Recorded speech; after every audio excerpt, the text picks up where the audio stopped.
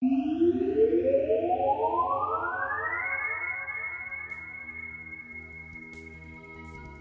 again! Welcome back to another episode of Fundamental Fantasy. Let's skip ahead this time a little bit so that you understand why we're doing things the way we are here. The basics of game design are pretty much fundamentally the same regardless of the game, genre, or whatever. Once you have those basics out of the way, anything past that tends to get less solid and concrete. The goal is that everything you learn here is about teaching you to teach yourself, or to at least get you thinking about various topics on your own. Every major project you go through will have unique problems that will only apply to that one single project, and no one else will ever have to solve those same problems ever again. You can't just ask someone else to tell you what the answer is, because no one knows. You have to be able to learn to break the problems down yourself and solve them by yourself. They don't tend to teach that in school anymore. In fact, they teach quite the opposite of it, focusing upon memorization and rather than comprehension or how to figure stuff out on your own.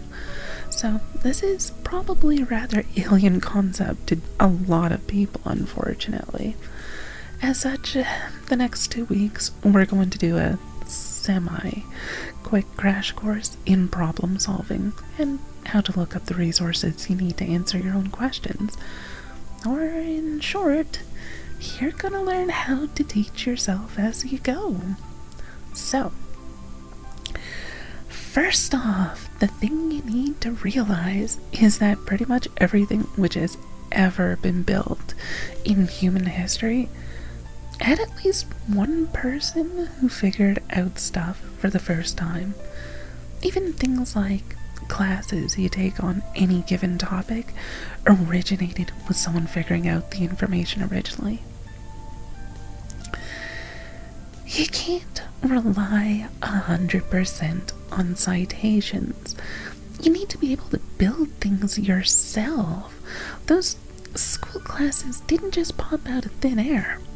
Whether it be physics or game design, someone went through and discovered or created the principles that are taught in those classes before they had anyone else to cite as a reference. What this means is that for any problem you come across, there's a logical way to get to the answer. Sometimes it may be less than obvious, but if you run into a problem, you can figure out an answer for yourself. Now, looking up information is handy too, though. There's a certain degree of value in solving things yourself from scratch. But often we just don't have the time to do so. We're trying to build something, and most of our time and effort needs to go into, well, building that something. Having the ability to find when other people have already solved most of a problem for you in advance is a handy tool to have as well. So, we'll be doing this in 2 stages.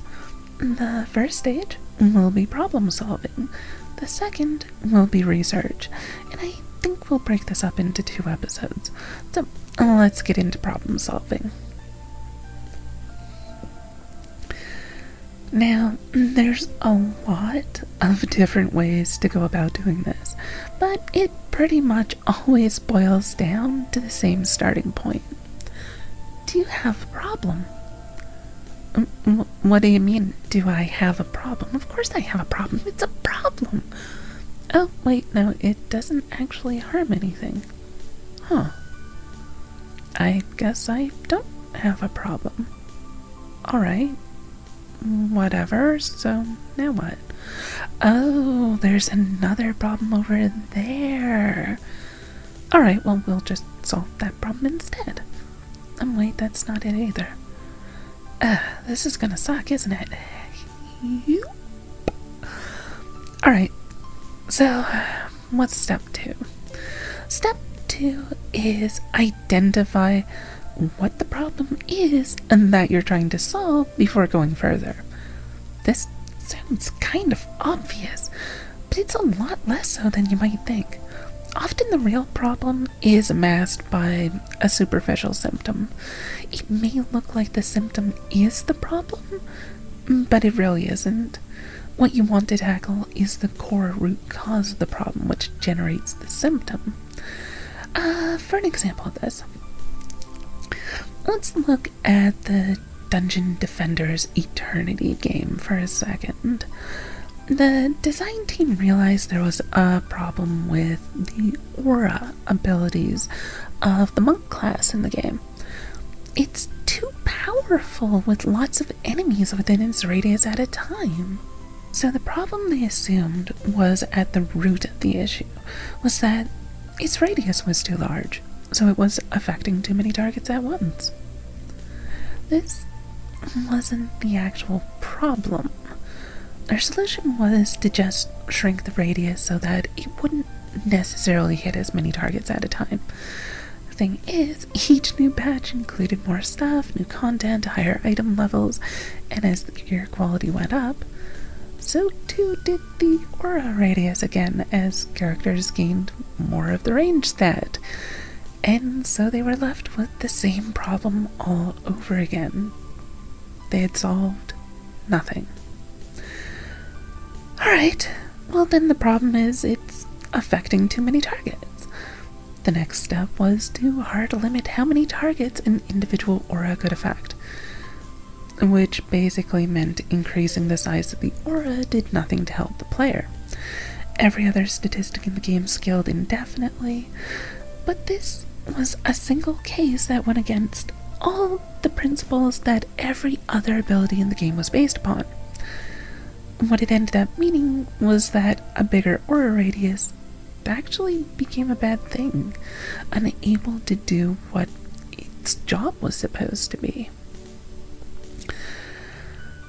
Not only was the problem not solved, they'd made a bigger problem in the meantime. This is what happens when you rush in and blindly try to fix a problem without even knowing what the problem you're trying to fix is. The solution that should have been implemented here was actually pretty simple. A diminishing returns formula implemented into the range stat for auras where up to X targets total could be affected at full strength, and once you reach that limit of targets, each target beyond the first weakened the effects. By increasing the range on the aura, it would be able to affect more targets in total before the diminishing returns started kicking in, which means the more range, the more targets, which is what it should have done in the first place, but capped within reason. The reason this would have worked is that the problem wasn't that it was affecting too many targets. It was affecting too many targets at full strength for the size of the aura, and therefore doing way more damage in total than was intended. Playing a fairly simple soft cap would have fixed the problem entirely, while still giving a reason for players to increase their ability range stat. See, that's what I mean by solving the wrong problem. As such, before you even begin to try to figure out how to solve the problem, you first need to know what the problem is. Sometimes it isn't that one thing is too strong, it's that something else is too weak in comparison. Without identifying exactly what the problem is, you can do a lot more harm than good as you flail about aimlessly in a vain hope that somehow it'll be fixed without proper direction. So, alright, let's say you've identified that you do have a problem and what that problem is. Yay! Now you solve it. Now, another stopping point But we still haven't done the problem-solving thing yet. Alright, fine, whatever. What now? Well, now that you know what the problem is, and that it is a problem, you need to break it down and analyze it. Figure out not just what the problem is, but why it's a problem in the first place. Sometimes you'll find out, oh, it's not really a problem. It may have felt like it was a problem, but it didn't actually cause any negative issues for you. Well, there you go. Solved without any further work. Yay. Sometimes you'll also find that the reason it's a problem is because of something else which seems unrelated. As such, you've basically gone back to the first step again. You identified another new problem, which may in fact be the core cause. Time for another example. This time, Warcraft 3. There was a hero in the game, the Death Knight, who was really fast and had a spell which could basically one-shot kill elven archers. This was a tiny bit of a problem because, well, elvish archers are kind of a major part of most elvish players' armies. The Death Knight could kill one of these archers off every few seconds and run away before anything could be done about it. Well, that sucks. And it was a problem. A big problem. Now, the most obvious fix here would be to nerf the Death Knight so he couldn't do that anymore. I mean, that's what the players demanded should be done about it. When Blizzard analyzed the problem, however, they came to a bit of a realization. The reason why it was a problem at all was that the Death Knight was trading free to gain mana to remove golden lumber, finite resources, from an enemy player and wasn't suffering any negative repercussions for it.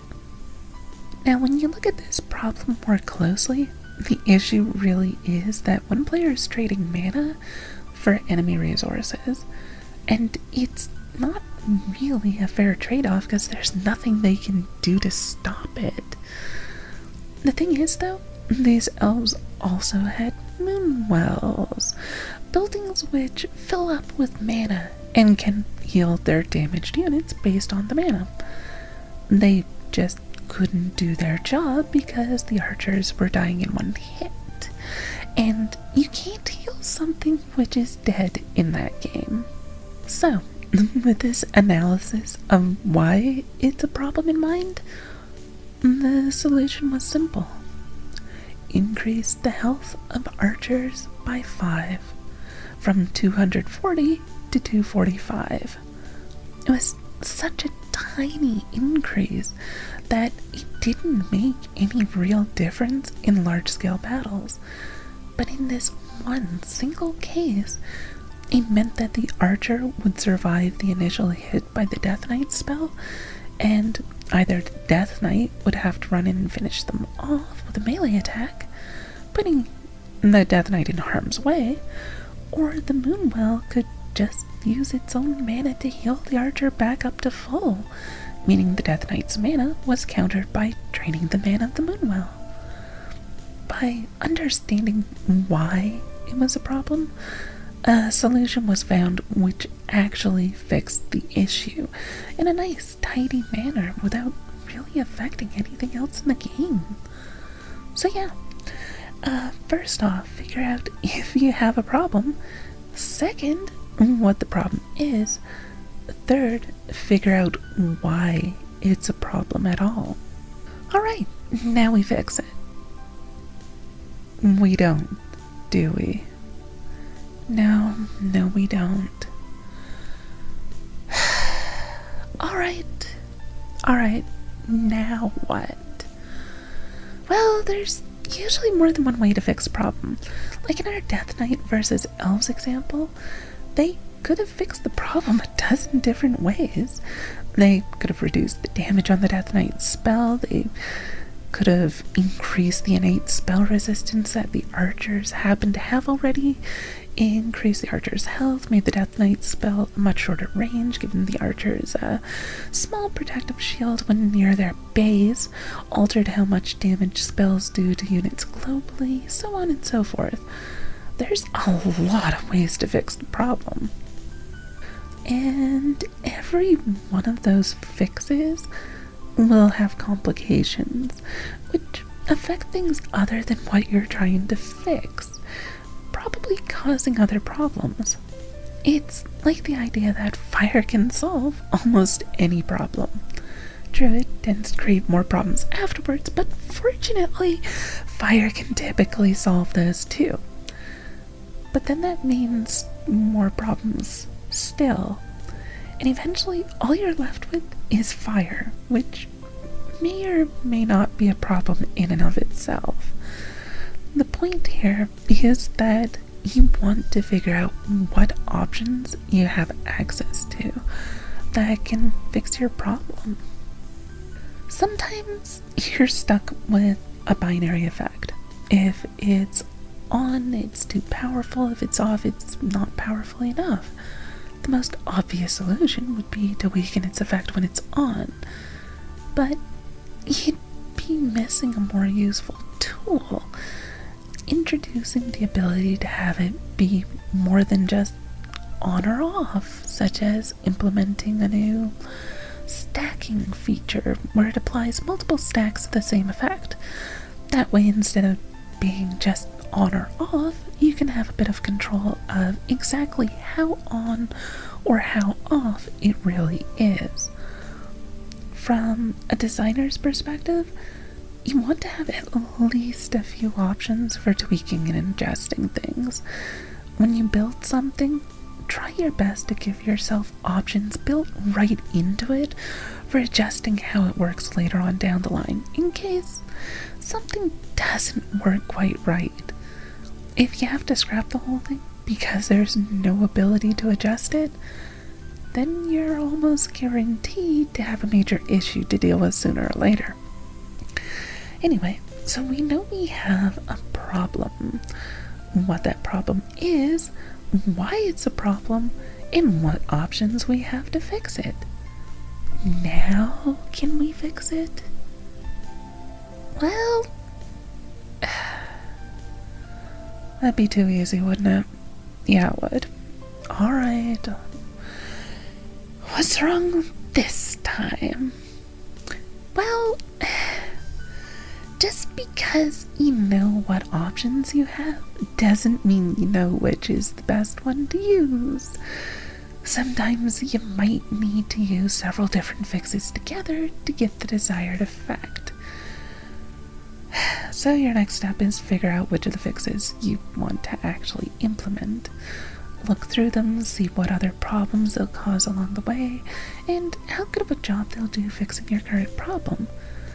Sometimes you'll get one potential fix that can sort of fix your problem, but not very well. But it doesn't break anything else in the process. Sometimes that's the one you want. Other times you'll get a different potential fix which completely solves the problem perfectly.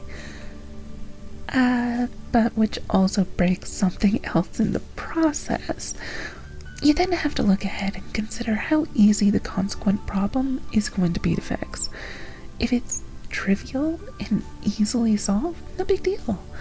If it's a horrible, horrible mess just lying in wait to ruin everything, maybe not so good an idea to use that one. So yeah, you pick the best solution to your problem, which sometimes isn't actually the best solution to that problem in particular, but more so it solves a bunch of other problems before they become problems by simply not causing them in the first place. So, we know there's a problem, what that problem is, why it's a problem, what options we have to fix it, and which of those options are probably the best ones to use. Now can we fix it?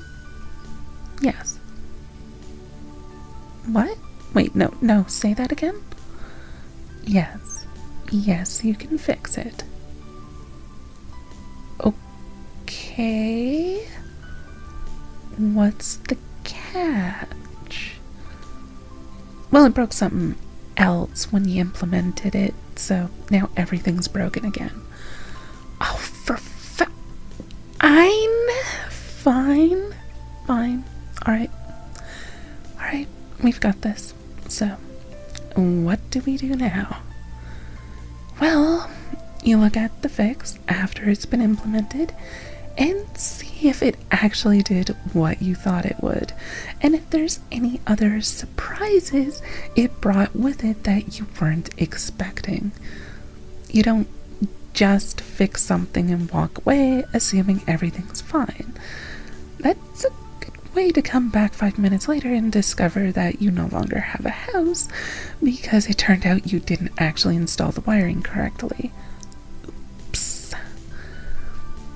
Fortunately, we're working with game design principles rather than electronics, so that probably won't happen. Probably. Alright, so anyway, you've got your problem fixed. Probably.